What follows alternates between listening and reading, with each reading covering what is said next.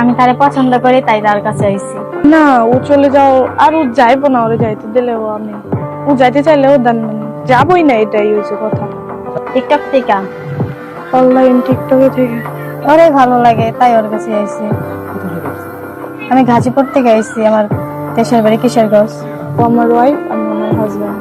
ছোটবেলায় থেকে এরকম ছিলাম, মেয়েদের প্রতি আসক্ত, গুরুত্ব দিতাম না।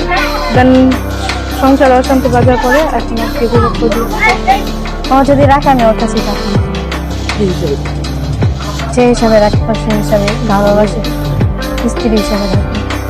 এমনি কি ভালো লাগে না ছেলেদেরকে আমার কেন জানি সহ্য হয় না ছোটবেলা থেকে। হ্যাঁ এটা হ্যাঁ জিজ্ঞাসা করে না, হ্যাঁ যদি মাইনা না তার তার আত্মীয় কোনো মানুষের কথা বলতে দরকার নাই না। আমার হাজব্যান্ড হবো। হাজবেন্ড হয়ে আপনি কি আর চাহিদা পূরণ করতে পারবেন? হ্যাঁ অবশ্যই পারবো না, কিভাবে পারবেন? ছেলে যেভাবে চাহিদা পূরণ করতে পারবেন সেটা পারবেন? কারণ ওরকম তোর দরকার নাই, তাই না? অনেকদিন দেখুনি আমরা, ব্যস্ত দেখো আমি দেখতাম না। দুইজন এখন দুজনের ভবিষ্যৎ দেখবো। তার ফ্যামিলি মাইনা নেয় না, তাদের বলছে রেখা, পরে পালিয়ে আসছে।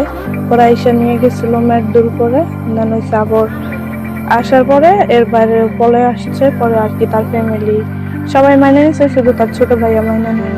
ফার্স্ট টাইম এমনি আর কি করে আমি, ও বলছিল যে আমরা ফ্রেন্ড হয়ে থাকবাম, পরে এমনি 2 দিন বউ বউ বলে ডাকতাম, পরে হঠাৎ করে অফ করে দিছে। পরে কয় বউ বলে ডাক দাও, না বললে ভালো লাগে না। এরপরে বলছি তাহলে কবুল বলো, পরে কবুল বলছে, আমি বলছি।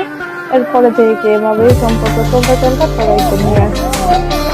এখন চাকরি করবো, চাকরিতে যতটুকু সাধ্য হয় আর চালানো কিছু রাখার জন্য ওটা দায়িত্ব আমার।